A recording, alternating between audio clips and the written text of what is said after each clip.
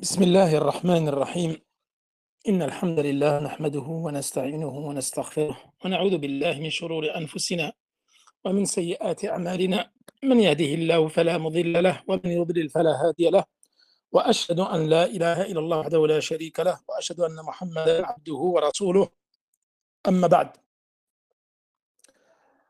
Nous allons continuer, Inch'Allah, nous allons finir aujourd'hui Surat Al-Haqqa. Le frère Mohamed qui a l'habitude de lire n'est pas là. Est-ce qu'il y a quelqu'un qui a une belle lecture qui veut se proposer de nous lire les versets qui restent? Donc, فَإِذَا نُفِخَ فِي الصُّورِ jusqu'à فَأَمَّا مَنْ أُوتِيَ كِتَابَهُ بِيَمِينِهِ. Ça, c'est en deuxième partie. Est-ce qu'il y a quelqu'un qui veut nous lire quelques versets parmi ceux qui ont l'habitude d'écouter les cours? Personne? Bon, je vois que personne ne veut se désigner. Personne ne veut lire? Bon. Donc là, nous étions arrêtés le dernier cours, c'est-à-dire hier. لِنَجْعَلَهَا لَكُمْ تَذْكِرَةً وَتَعِيَهَا أُذُنٌ وَاعِيَةٌ. Nous étions arrivés là. Donc là, Allah subhanahu wa ta'ala, il dit dans le verset 13, فَإِذَا نُفِخَ فِي الصُّورِ نَفْخَةٌ وَاحِدَةٌ وَحُمِلَتِ الْأَرْضُ وَالْجِبَالُ فَدُكَّتَا دَكَّةً واحدة فيومئذ وقعت الواقعة وانشقت السماء فهي يومئذ واهية والملك على أرجائها ويحمل عرش ربك فوقهم يومئذ ثمانية يومئذ تعرضون لا تخفى منكم خافية. Donc là, cette partie-là que nous allons lire la traduction en plus. Ensuite, nous allons expliquer. Donc, je vous recommande pour ceux qui ont le Coran en français, moi j'avais une autre traduction mais qui était vraiment pas terrible. Je vous recommande édition Tauba. Donc, c'est vrai que moi je connais pas beaucoup les livres en français, mais on m'a dit que c'était la meilleure. Alhamdoulilah, je me le suis procuré. C'est vrai que je pensais jamais aller dedans. J'étais plus avec l'édition L'Orientica. Je vous recommande Tauba, édition Tauba. Donc là, Allah subhanahu wa ta'ala, il dit dans le verset 13, lorsque un souffle dans la trompe suffira et que la terre et les montagnes seront soulevées et pulvérisées d'un seul coup. Ce jour-là, le jour inéluctable, le ciel se fendra et en ce jour, il sera bien fragile. Les anges se tiendront alors à ses extrémités. En ce jour, 8 d'entre eux porteront au-dessus d'eux le trône de ton Seigneur. En ce jour, vous comparaîtrez devant Allah, auquel rien de vous ne sera caché. Ensuite, nous allons faire le cours en 3 étapes, Inch'Allah. En 3 étapes. Donc là, Allah subhanahu wa ta'ala, à partir de ce moment-là, donc au début, il nous a parlé de l'Haqqa. Ensuite, Allah subhanahu wa ta'ala nous a parlé des peuples qui ont démenti les prophètes. Houd, Ad, Pharaon, Wal-Mu'tafikat. Chaque soir, nous avons le même problème, des gens qui n'entendent pas. Je ne sais pas quoi vous dire. Je m'étais promis aujourd'hui, il y en a plusieurs qui me disent que ça ne va pas. Donc, est-ce que vous avez un problème de son? Il y en a plusieurs qui disent qu'on n'entend pas. Peut-être qu'on va passer sur Zoom. Hein. Peut-être qu'on va passer sur Zoom, puisqu'apparemment, Telegram, ça ne marche pas. On me dit que très bien, moi je ne comprends plus rien. Pas de problème. Donc, on me dit que ça marche. Ouais, c'est peut-être dû à votre connexion. Donc là, on me dit que ça marche. Ce que vous faites, quand vous n'entendez pas, éteignez le téléphone et vous le rallumez. Ça, je pense, ceux qui ont un iPhone, c'est une mise à jour à faire. On m'a dit que certaines personnes n'entendaient pas. Et lorsqu'ils ont fait la mise à jour, maintenant, ils entendent très, très bien. Ensuite, Allah subhanahu wa ta'ala, il a parlé des châtiments. Il a décrit les châtiments qu'ont subis donc le peuple de Thamoud avec un cri strident et le peuple de Houd, Ad, avec le vent très froid et très rigoureux pendant 7 jours 7 nuits et 8 jours. Ensuite, il a parlé de Pharaon, wal mu'tafikat, c'est-à-dire Qura qawmi Lot, le peuple de Lot, alayhi salam. Et là, maintenant, Allah subhanahu wa ta'ala, il nous fait une description de Yawm al-Qiyamah. Et ça, nous l'avons déjà vu plusieurs fois dans les sourates que nous avons évoquées dans Juz Amma. Beaucoup de sourates que nous avons expliquées dans Juz Amma, elles parlent du jour du jugement dernier, comme surat Al-Haqqa. Donc là, qu'est-ce qu'il a dit? Il dit, lorsqu'on soufflera dans la trompe ou le corps, qui ont, c'est-à-dire Israfil alayhi salam. Lorsque nous avons évoqué Al-Iman bil Malaika, nous avons dit que chaque ange, et nous ne connaissons pas le nombre des anges. Ceci fait partie de la croyance aux anges dont on ne connaît pas le nombre. Seul Allah subhanahu wa ta'ala connaît le nombre de ses soldats, c'est-à-dire ses anges. Et certains il nous les a décrits Allah subhanahu wa ta'ala dans le Coran et d'autres dans la Sunna, comme ceci a été rapporté par le prophète sallallahu alayhi wa sallam. Entre autres, parmi eux, Israfil. Israfil, c'est celui qui va être chargé de souffler dans la trompe ou dans le corps. 2 fois, il va souffler. La première fois, lorsqu'il va souffler, ça va être la fin du monde. Comment ça va se passer? Il va souffler une seule fois dans le corps ou dans la trompe. Et là, comme il dit Allah subhanahu wa ta'ala, وَحُمِلَتِ الْأَرْضُ وَالْجِبَالُ فَدَكَّتَا دَكَّةً وَاحِدًا. C'est-à-dire les montagnes vont être soulevées. Parce que les montagnes, elles servent à quoi sur terre? Elles servent à fixer la terre. Les montagnes ont été créées par Allah subhanahu wa ta'ala pour fixer la terre, pour pas qu'elles ne puissent bouger. Et là, donc, les montagnes vont être arrachées de leur endroit, de leur position, et vont être rendues, elles vont être complètement détruites, les montagnes. Elles seront en miettes. Les montagnes vont être transformées en miettes. Et la terre également va être aplanie, comme nous l'avons déjà vu dans différentes sourates. Elle va être complètement aplanie. Il n'y aura aucune distorsion, aucun dénivelé. La terre va être complètement plate. Et ces montagnes-là qui seront soulevées, et la terre, ça va se produire le jour de la résurrection. Et la terre va trembler, comme nous l'avons déjà vu dans Surat Az-Zalzala. إِذَا زُلْزِلَتِ الْأَرْضُ زِلْزَالَهَا. C'est-à-dire qu'à la fin des temps, la terre va trembler. Donc les montagnes vont disparaître, elles vont être réduites en miettes et seront mélangées à la terre. Donc les montagnes et la terre ne formeront qu'un seul bloc. Et ça sera une plaine qui sera complètement droite, sans aucun dénivelé. Et le ciel, donc, il va être fondu, comme nous l'avons déjà vu plusieurs fois. وَانشَقَّتِ السَّمَاءُ فَهِيَ يَوْمَئِذٍ وَهِيَ. Le ciel, quand vous le voyez là, il tient solidement. Comme nous l'avons déjà vu, وَالسَّمَاءِ وَالطَّارِقِ, que le ciel, certains savants ils disent qu'il est tenu par des colonnes que nous ne voyons pas. Qu'Allah subhanahu wa ta'ala a créé des colonnes qui soutiennent le ciel. Et d'autres, ils ont dit le ciel, il est tenu par Allah subhanahu wa ta'ala. C'est pour ça qu'il ne tombe pas sur nous, il ne s'effondre pas sur nous. Et à la fin des temps, le ciel va être fondu. Il va devenir faible, très affaibli. Et on dit que les anges vont descendre. Parce qu'à la fin des temps, les anges vont descendre. وَنُفِخَ فِي الصُّورِ فَإِذَا هُمْ مِنَ الْأَجْدَاثِ إِلَى رَبِّهِمْ يَنْسِلُونَ. Comme il est dit dans Surat Yasin. C'est-à-dire, lorsque Allah subhanahu wa ta'ala va ordonner à l'ange Israfil de souffler dans la trompe, nous allons tous mourir. Ça va être la fin des temps. وَنُفِخَ فِي الصُّورِ فَجَمَعْنَاهُمْ جَمْعًا. Comme il a dit dans Surat Kaf. Et ça sera la deuxième fois. Parce que Israfil va souffler 2 fois dans la trompe. 2 fois. Une première fois, ça va être la fin du monde. Il va y avoir un tremblement de terre, les montagnes seront arrachées, la terre aplanie, tout sera réduit en poussière et le ciel sera fondu et les anges vont descendre. Et la deuxième fois, nous serons ressuscités.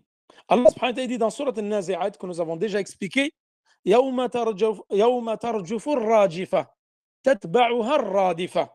Ils ont dit ici الراجفة, c'est lorsque Israfil va souffler une première fois dans la trompe. Il va y avoir un tremblement de terre, la terre va trembler. تتبعها الرادفة. Le deuxième fois qu'il va souffler dans la trompe, et on dit qu'il y a entre les deux soufflements dans la trompe 40. Il y a 40. On ne sait pas si c'est 40 jours, 40 ans entre les deux. Et là, la deuxième fois, lorsqu'il va souffler dans la trompe, nous allons être ressuscités. Et la terre, le ciel, il va être fondu. Et il va être complètement affaibli. وانشقت السماء. إذا السماء انشقت, comme dans Surat Al-Inshiqaq. فإذا انشقت السماء فكانت وردة كالدهان. Surat Al-Rahman. إذا السماء انشقت, c'est-à-dire lorsque le soleil, le ciel, pardon, va se fendre. ويوم تشقق السماء بالغمام ونزل الملائكة تنزيلا. Al-Furqan, verset 25. يوم تشقق السماء, le jour où le ciel va se fendre par les nuages, al-ghamam, les nuages. وَنُزِّلَ الْمَلَائِكَةُ تَنزِيلًا, et les anges vont descendre. وَفُتِحَتِ السَّمَاءُ فَكَانَتْ أَبْوَابًا, comme nous l'avons dans Surat An-Naba. Donc le ciel va s'ouvrir comme si c'était des portes, et les anges vont y descendre. Donc le ciel, فَهِيَ يَوْمَئِذٍ وَهِيَ, c'est-à-dire le ciel, vu qu'il va se fendre à plusieurs endroits, il va être très affaibli. Il ne sera pas aussi solide comme il est actuellement. وَالْمَلَكُ عَلَى أَرْجَائِهَا. Al-Malaku, c'est quoi? C'est les anges. Là, ils ont donné deux interprétations, les Al-Mufassirin. Ils ont dit ala arja'iha ay ala atrafiha. C'est-à-dire, ils vont être à l'extrémité des cieux. Les anges vont être à l'extrémité des cieux. Et certains ont dit ala arja'iha en parlant de la terre. C'est-à-dire que les anges, à la fin des temps, ils vont descendre sur terre et ils vont se tenir à l'extrémité des terres. Donc, soit à l'extrémité des cieux ou à l'extrémité des terres. Les deux sont évoqués par Al-Mufassirin. فوقهم يومئذ ثمانية والملك على أرجائها,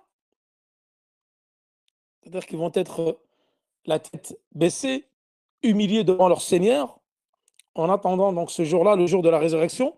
ويحمل عرش ربك فوقهم يومئذ ثمانية, c'est-à-dire le arsh, le trône d'Allah subhanahu wa ta'ala.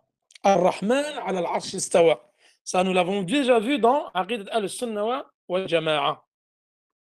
Qu'Allah subhanahu wa ta'ala, le miséricordieux, il l'a évoqué dans 7 sourates dans le Coran. Dans 7 sourates dans le Coran, Ar-Rahman ala al-arsh istawa. Miséricordieux, il est établi au-dessus de son trône. Et le trône, c'est la plus haute élévation, la plus haute création d'Allah subhanahu wa ta'ala. Et la plus lourde création d'Allah subhanahu wa ta'ala. Et la première création d'Allah subhanahu wa ta'ala, comme nous l'avons déjà vu la dernière fois. Lorsqu'il a créé la plume, nous l'avons vu, أول ما خلق الله القلم ثم قال له اكتب مقادير كل شيء. Il lui a dit, qu'est-ce que j'écris? La plume, elle a dit, Allah, qu'est-ce que j'écris? Il a dit, écris la prédestination de chaque chose jusqu'au jour de la résurrection. وعرشه على الماء. Et son trône était sur l'eau. Le trône d'Allah subhanahu wa ta'ala était sur l'eau. Et on dit qu'après le trône, Allah subhanahu wa ta'ala a créé l'eau, car son trône était sur l'eau, et ensuite le vent. Et Allah subhanahu wa ta'ala, il est au-dessus de son trône. Et ce trône-là, qui est sur l'eau, il est porté par des anges, par 8 anges. Ici, ils ont dit فَوْقَهُمْ يَوْمَئِذٍ ثَمَانِيَةٌ, qu'on appelle Hamalatul Arsh. C'est ceux qui portent le trône. Ibn Jarir, dans son tafsir, Ibn Jarir al-Tabari, et également Ibn Kathir, eux, ils évoquent 8 rangées. Donc là, dans le Coran, on parle de 8. Eux, certains, ils évoquent 8 rangées. Donc 8 rangées d'anges. Il y a même un hadith mais certains ne l'ont pas rendu authentique, où le prophète sallallahu alayhi wa sallam, il a dit, il y a 4 anges qui soutiennent le trône d'Allah subhanahu wa ta'ala. Et le jour de la résurrection, Allah subhanahu wa ta'ala, il va rajouter 4 autres anges qui vont venir soutenir le trône, porter le trône. Et donc là, dans le verset, on parle de 8 anges. Et Ibn Jarir, Ibn Kathir, ils évoquent dans leur tafsir 8 rangées. Thamaniyatu sufuf, 8 rangées d'anges. Et rappelez-vous, dans As-Sir al-Nabawiyya, le cours que nous avons vu, lorsque le prophète sallallahu alayhi wa sallam, il a fait Al-Isra wal-Mi'raj, le voyage céleste et l'ascension et le voyage nocturne, avec Jibril alayhi salam, et il est arrivé au 7e ciel, Ind al-Bayt al-Ma'mour, la maison peuplée. Et là, donc Jibril alayhi salam, il a vu les porteurs d'anges, les porteurs du trône, pardon, les anges porteurs du trône. كما جاء في حديث جابر بن عبد الله قال رسول الله صلى الله عليه وسلم أذن لي أن أحدثكم عن ملك من حملة العرش. On m'a autorisé, c'est-à-dire Allah subhanahu wa ta'ala l'a autorisé à faire la description des anges qui soutiennent et qui portent les porteurs du trône. Qu'est-ce qu'il a dit? Il a dit entre shahmat udhunihi, c'est-à-dire entre le lobe de son oreille, wa unuqihi, son cou, et dans une version katifihi, son épaule. Donc là, dans ce hadith-là, qui est rapporté Ibn Abi Hatim fi tafsirihi, et il y a un autre hadith qui est rapporté avec la version de katifihi, c'est-à-dire son épaule. Entre son épaule et le lobe de son oreille, il y a combien? Il y a 700 années de marche. Et dans une version, 700 années à vol d'oiseau. Regardez, 700 années à vol d'oiseau, la distance qu'il y a entre l'aube de son oreille et son cou ou son épaule, à l'ange qui porte le trône. Et ils sont 8. Ou, d'après Ibn Kathir et Ibn Jarir, ils sont 8 rangées. Allahu Akbar. Regardez la création d'Allah subhanahu wa ta'ala. Le trône, c'est la plus grande création qu'Allah subhanahu wa ta'ala a créée, beaucoup plus grand que les cieux et la terre. Et nous avons dit le kursi, c'est autre que le trône. Vous avez le kursi et vous avez l'arsh. Et nous l'avons déjà vu dans le dernier hadith d'Abdullah ibn Mas'ud que nous avons évoqué dans Kitab al-Tawhid, qu'il y a entre chaque cieux ou chaque ciel 500 années de marche. Du premier ciel, entre le premier et le deuxième, 500 années. Deuxième, troisième, 500 années. Entre le septième et l'arche, 500 années de marche. Entre l'eau et l'arche, 500 années de marche. Et au-dessus du trône, il y a ton Seigneur.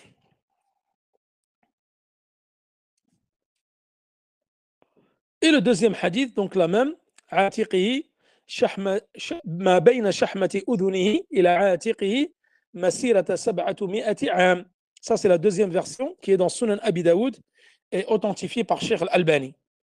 Donc là, concernant la description des anges qui portent le trône, dans une version de Jabir, tu as entre le cou et le lobe de l'oreille, une fois entre le lobe de l'oreille et l'épaule, comme ceci était rapporté dans Sunan Abi Daoud. Donc là, certains ils ont dit 8 et d'autres ils disent Thamania ay thamaniyatu sufuf, 8 rangées d'anges. Yawma idin tu'radun, c'est-à-dire ce jour-là, vous serez présentés à Allah subhanahu wa ta'ala l'hisab wal jaza, pour rendre des comptes. La takhfa minkum khafiya. La takhfa minkum khafiya. C'est-à-dire ce jour-là, rien ne va échapper. Rien ne vous sera caché. Quand vous serez exposé, rien ne vous sera caché ce jour-là. Ni vos corps, ni vos œuvres, ni vos caractères. Allah subhanahu wa ta'ala, c'est tout ce qu'il y a en secret et caché. Il connaît le visible et l'invisible. Et ce jour-là, c'est ce qu'on appelle Yawm al-Hashr. On sera tous rassemblés sur une terre aplanie, blanche. Et ça, nous allons le décrire de façon détaillée, Inch'Allah, pour ne pas trop rallonger les cours sur le tafsir. dans Al-Iman bil Yawm al-Akhir, dans Aqidat al-Sunnah al-Jama'a. Al-Iman bil Yawm al-Akhir, nous allons le faire en détail en plusieurs cours. Al-Iman bil Yawm, le jour du jugement dernier. C'est-à-dire la croyance au jour du jugement dernier, nous allons le faire de façon détaillée. Et là, Allah subhanahu wa ta'ala, donc nous passons au verset 19. Qu'est-ce qu'il dit? فأما من أوتي كتابه بيمينه فيقول هاؤم اقرءوا كتابيه إني ظننت أني ملاق حسابيه فهو في عيشة راضية في جنة عالية قطوفها دانية كلوا واشربوا هنيئا بما أسلفتم في الأيام الخالية وأما من أوتي كتابه بشماله فيقول يا ليتني لم أوت كتابيه ولم أدر ما حسابيه يا ليتني يا ليتها كانت القاضية ما أغنى عني ماليه هلك عني سلطانيه خذوه فغلوه ثم الجحيم صلوه ثم في سلسلة ضرعها 70 ذراعا فاسلكوه إنه كان لا يؤمن بالله العظيم ولا يحض على طعام المسكين فليس له اليوم هاهنا حميم ولا طعام إلا من غسلين لا يأكله إلا الخاطئون. Donc là, Allah subhanahu wa ta'ala, il parle des croyants et des mécréants. Des croyants et des mécréants. Qu'est-ce qu'il dit? Il dit celui à qui on remettra le livre de ses œuvres dans la main droite dira tenez, lisez mon livre. J'étais certain de rendre des comptes. Il connaîtra une vie agréable qui le satisfera dans un jardin élevé dont les fruits sont toujours à la portée de main. On dira à ses hôtes mangez et buvez en toute quiétude, en toute tranquillité, en récompense de ce que vous avez accompli durant les jours passés sur terre. Quant à celui à qui on remettra son livre dans la main gauche, il dira malheur à moi. J'aurais souhaité que mon livre ne me soit pas remis et ne pas avoir connu mon compte si seulement ma mort avait été définitive. Mes richesses ne m'ont servi à rien, mon pouvoir a disparu. Allah dira, saisissez-le, mettez-lui un carcan.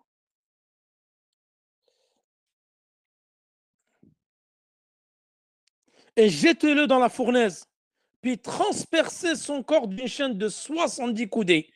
Ceci car il ne croyait pas en Allah l'immense et n'incitait pas à nourrir le pauvre. Aujourd'hui, il ne trouvera ici aucun ami dévoué qui puisse lui épargner ce châtiment.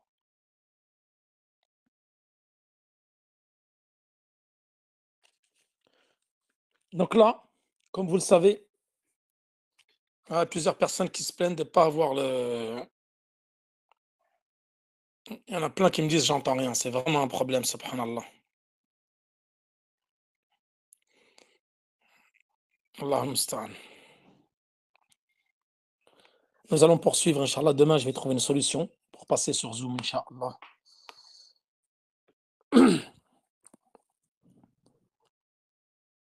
Les gens seront divisés en 3 catégories le jour de la résurrection. Il y aura les croyants, il y aura les mécréants et il y aura les hypocrites. Et concernant Al-Mizan, la balance dont nous allons parler en détail dans Al-Iman bil Yawm al-Akhir, dans Aqidat al-Sunnah al-Jama'a, et plus tard dans l'Aqidat al-Wasitiyya, que nous allons reprendre après Ramadan, Inch'Allah, tu as les gens qui ont commis des bonnes œuvres, les croyants, qui obéissent aux ordres d'Allah subhanahu wa ta'ala, qui accomplissent la prière, qui s'acquittent de la zakat, qui suivent la sunna du prophète sallallahu alayhi wa sallam et qui mettent en pratique le Coran. Les véritables croyants, eux, ils vont avoir leur livre de la main droite. Et nous avons déjà vu dans les sourates, dans Surat Abasa, dans Juz Amma, Il y en a qui vont avoir leur livret. Ça, c'est le livret, les feuillets à Sohuf où tout ce qui a été dit depuis que tu es né ou depuis que les anges ont commencé à écrire sur toi jusqu'à que tu es mort. Ce que tu as dit, ce que tu as fait, mais ce que tu as écrit. Parce que beaucoup oublient ce qu'ils écrivent sur les commentaires, les réseaux sociaux. Et ça, wallahi, yawm al-qiyamah, ils vont le regretter amèrement. Parce que certains croient que juste parler ou agir. Mais écrire, c'est t'as parlé et t'as agi. Les commentaires négatifs, les insultes, les commentaires haineux, tout ça, ça va être inscrit. Il y aura des anges qui sont à droite et à gauche, ils écrivent tout ce que tu dis, tout ce que tu fais et tout ce que tu écris. Et ce jour-là, ceux qui ont œuvré dans le bien, ceux qui se sont, ceux qui se sont abstenus de dire des vulgarités, des insultes, de critiquer leurs frères et sœurs, de ne pas les calomnier. Comme nous avons vu, le professeur il a dit, garantis-moi ce qu'il y a entre tes deux lèvres et entre deux cuisses, je te garantisse le paradis. Le professeur il a dit ça. Celui qui me garantit ce qu'il y a entre ses deux lèvres, c'est-à-dire sa langue, qui peut retenir sa langue et retenir ce qu'il y a entre ses deux cuisses, je lui garantis le paradis. Et nous avons vu que la plupart des habitants du paradis, les habitants de l'enfer, ce seront des gens qui ont été précipités en enfer à cause de leur langue. La langue, c'est le membre du corps qui va plus le précipiter en enfer, qui va te causer ta perte. Car la plupart des péchés sont commis par la langue. La médisance, la calomnie, le mensonge, jurer par autre qu'Allah, le faux témoignage, les insultes, les injures, le hammaz, les moqueries, la tromperie, la trahison, tout ceci est causé par la langue. La plupart des péchés sont causés par la langue. Celui qui aura reçu ses feuillets de la main droite, qu'est-ce qu'il va dire? Il va dire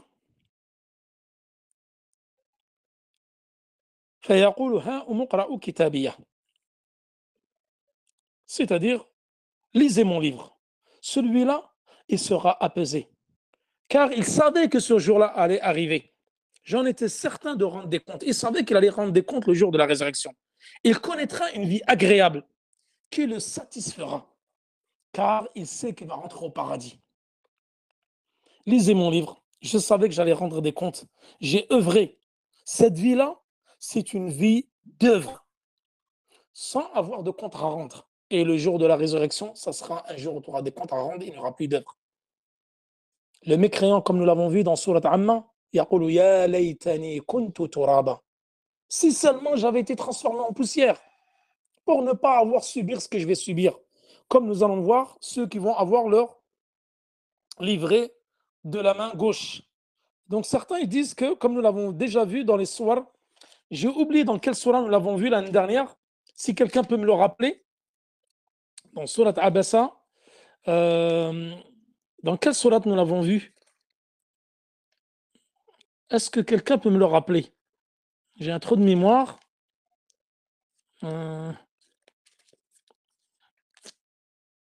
Quelqu'un peut me le rappeler?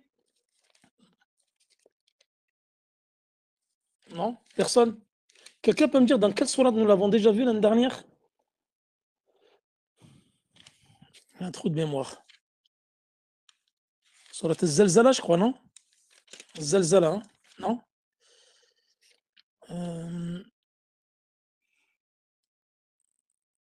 J'ai oublié. Non, personne ne peut me le rappeler? Ouais, j'ai oublié.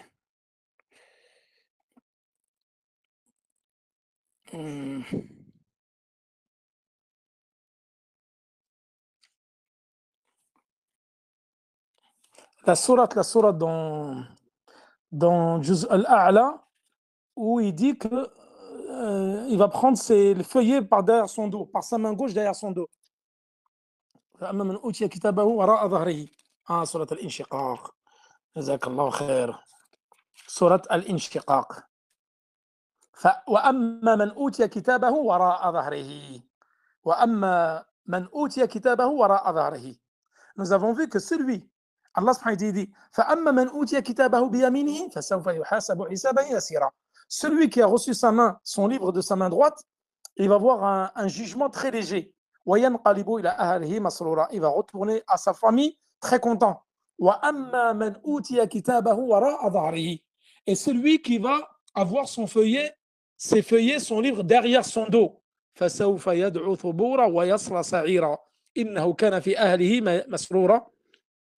fin de compte, une fois Allah subhanahu wa ta'ala dit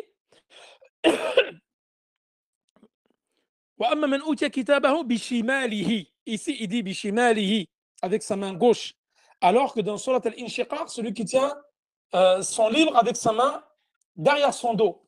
Comment? Alors, une fois Allah il dit derrière son dos, une fois il dit la main gauche. Et ça, nous l'avons déjà expliqué dans Surat al-Inshiqaq. On dit que il va mettre sa main derrière son dos, sa main gauche, il va prendre son livre de sa main gauche et derrière son dos. Et certains, ba'd al-mufassirin, ils ont dit il va transpercer son corps. Sa main gauche, elle va transpercer son corps, elle va ressortir derrière son dos et elle va prendre son livret. Donc tout cela, ça a été évoqué par le mufassirin, ceux qui ont expliqué ce verset-là. Donc celui qui a reçu son livret de sa main droite, il dit, je savais, je savais que j'allais rencontrer ce jour-là pour avoir des comptes à rendre. Il sera dans une situation apaisée. Apaisé, il sera content. Fi jannatin aliya. Jannatin aliya, ici, ils ont dit dans un paradis élevé. Élevé au sens propre et figuré. C'est-à-dire qu'il aura un rang élevé, mais le paradis sera également élevé. Et d'ailleurs, entre les paradis, comme vous le savez, il y a 100 degrés. Donc, il y a 100 degrés. Al-jannatu darajat, comme قال العلماء, al-jannatu darajat. Le paradis, c'est des degrés. Donc, il y a 100 degrés dans le paradis. Wa jahannamu darakat. C'est des degrés, mais en bas. Donc, l'enfer, il est profond. Et le paradis, il est haut. Et on dit qu'entre chaque degré du paradis, il y a plusieurs années de marche. C'est-à-dire la distance, elle est immense. Donc cette personne-là, comme il a dit Allah subhanahu wa ta'ala, Ya ayyatuha an-nafsul mutma'inna, irji'i ila rabbiki radiyatan mardiyya. Retourne à ton Seigneur, cette âme qui est tranquillisée, qui est tranquille, qu'elle sait qu'elle va rentrer au paradis. Irji'i ila rabbiki radiyatan mardiyya. Et ensuite, fi jannatin 'aliya, c'est-à-dire dans un paradis qui est très élevé. Rafi'atul mahal wal manazil wal qusur, c'est-à-dire un paradis qui est élevé, dont les palais seront élevés et tout sera élevé. Et entre chaque degré, comme جاء في حديث أبي هريرة رضي الله إن في الجنة 100 درجة ما بين كل درجتين كما بين السماء والأرض. C'est-à-dire qu'entre chaque degré du paradis, il y aura 100 degrés, ça sera la même distance qu'entre le ciel et la terre, c'est-à-dire 500 années de marche. Et ça, nous l'avons déjà vu l'année dernière, rappelez-vous, pour ceux qui ont suivi avec nous, Juz Amma, et ça, nous allons le voir également dans Surat al-Insan, c'est-à-dire que nous serons allongés au paradis. Qu'Allah nous fasse rentrer dans son vaste paradis. Et n'oublie pas beaucoup d'invocations pendant ce mois béni, et que les portes de l'enfer sont fermées, et les shayatines, les démons sont enchaînés, et les portes du paradis sont ouvertes. Et Allah subhanahu wa ta'ala, chaque nuit, il affranchit parmi ses serviteurs de l'enfer. Et il y a quelqu'un qui va crier chaque soir, Ya baghi al-khayr, aqbil, wa ya baghi al-shar, aqsir. Oh toi qui veux le bien, approche. Oh toi qui veux le mal, arrête-toi, va-t'en. C'est pour ça, en ces nuits du Ramadan, en ces jours du Ramadan, œuvrez un maximum, faites des repentirs sincères, demandez pardon à vos frères, à vos sœurs, à qui vous avez porté préjudice, faites des sadaqas. Comme a dit Ibn al-Qayyim, as-sadaqa tudfi'u ghadab Allah, kama yudfi'u al-ma'u an-nar. C'est-à-dire qu'elle calme la colère d'Allah subhanahu wa ta'ala, comme l'eau, elle éteint la colère comme l'eau éteint le feu. C'est très important de faire beaucoup de sadaqa. Et le prophète sallallahu alayhi wa sallam, comme nous l'avons vu dans la conférence sur le jeûne, Il était très généreux, le prophète sallallahu alayhi wa sallam. Et la période pendant laquelle il était le plus généreux, pendant Ramadan. Ajwad min ar-riyah al-mursala. C'est-à-dire encore plus généreux que les vents qui sont envoyés. Qutufuha daniya. C'est-à-dire tous les fruits de ces jardins luxuriants seront à portée de main. Tu ne feras plus tes besoins au paradis. Tu ne connaîtras ni la fatigue, ni la maladie. Chaque chose à laquelle tu vas penser, tu l'auras. Et tu auras des jeunes adolescents qui vont te servir jour et nuit, comme nous le verrons dans Surat Al-Insan en détail. Kulu washrabu hani'an bima kuntum fil ayyam al-khaliya. Buvez et mangez en toute quiétude, en récompense de ce que vous avez accompli durant les jours passés sur terre. C'est-à-dire, là, nous serons rétribués en fonction de ce que nous avons œuvré sur terre. وَأَمَّا مَنْ أُوتِيَ كِتَابَهُ بِشِمَالِهِ فيقول يا ليتني لم أوت كتابيه ولم أدر ما حسابيه يا ليتها كانت القاضية ما أغنى عني ماليه هلك عني سلطانيه. Bon, c'est vrai que le cours il commence à être un peu long. Je pensais finir aujourd'hui la sourate, mais malheureusement ça va être beaucoup trop long. C'est-à-dire que je vais juste expliquer ces versets-là et demain, Inch'Allah, vendredi, nous finirons surat Al-Haqqa. Celui qui a reçu, d'ailleurs, Al-A'mal al-Salihah, c'est une cause. Les bonnes œuvres, c'est une cause qui veut te faire rentrer au paradis. Mais tu ne rentreras au paradis que par la grâce d'Allah subhanahu wa ta'ala. Qu'est-ce qu'il a dit le prophète sallallahu alayhi wa sallam, كما جاء في حديث البخاري ومسلم عن أبي هريرة رضي الله عنه قال لن يدخل أحدا منكم عمله الجنة لن يدخل أحدا منكم عمله الجنة. Personne, ses œuvres vont le faire rentrer au paradis.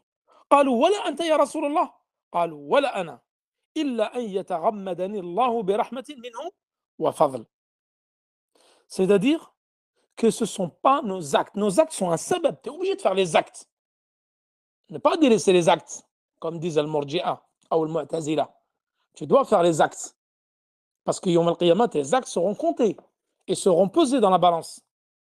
Mais tu ne rentreras au paradis que par la grâce d'Allah subhanahu wa ta'ala. Même ils ont dit, même toi, au prophète sallam, tu ne rentreras pas par tes actes. Il a dit, même moi. Sauf si Allah subhanahu wa ta'ala me fait don de sa miséricorde et de ses bienfaits.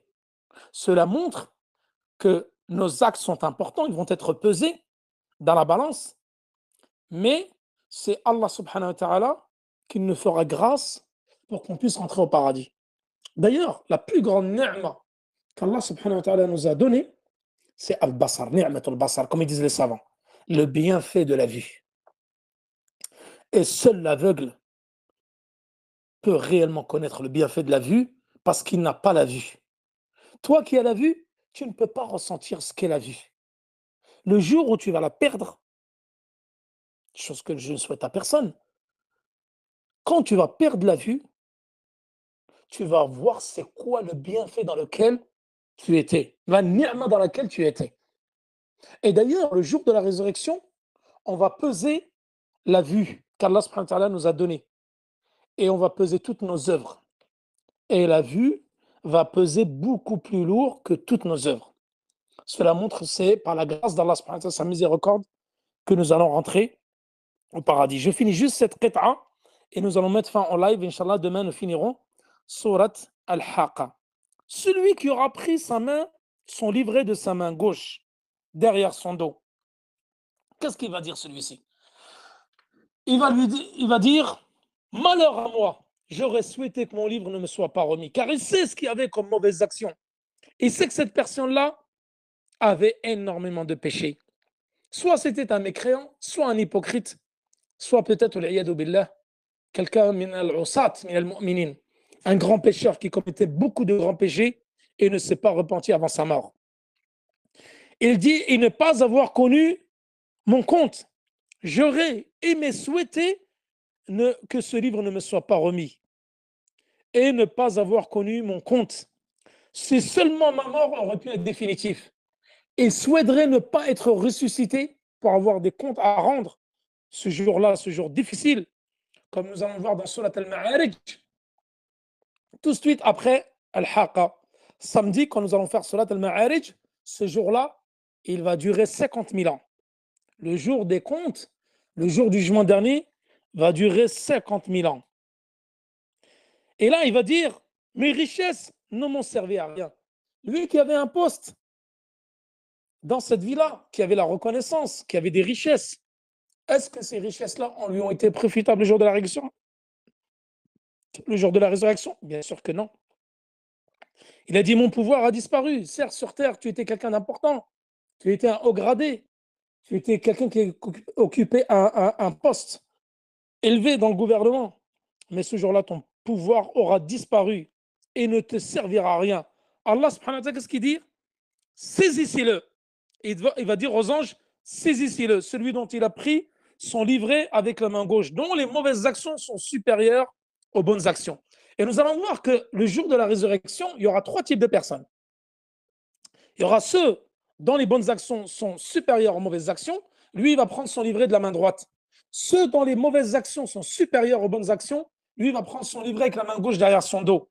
Et ceux dont les bonnes actions sont égales aux bonnes actions. Et ça, nous le verrons dans l'Iman bil Yawm al-Akhir, c'est ce qu'on appelle Al-A'raf, Ahlul A'raf. Il y a une sourate qui leur est dédiée dans le Coran, Souratul A'raf.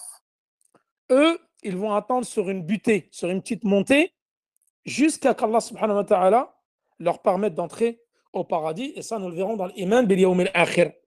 Qu'est-ce qu'il va dire Allah subhanahu wa ta'ala? Mettez-lui un carcan, c'est-à-dire une chaîne autour du cou, et jetez-le dans la fournaise. Puis transpercez son corps d'une chaîne de 70 coudées. 70 coudées, ça représente exactement 35 mètres. Et on dit que c'est-à-dire encercler son cou, mettez-lui une chaîne autour du cou, et jetez-le dans la fournaise. Al-Jahim, c'est Jahannam, la fournaise.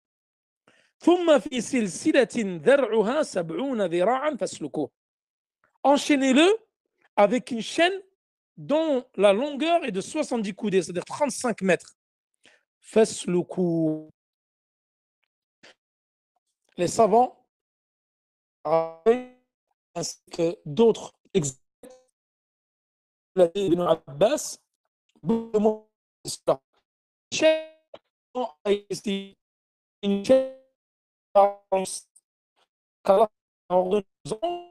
de mettre la chaîne de des la nuit va sortir. Regardez, une va sortir sa bouche, sera son faire.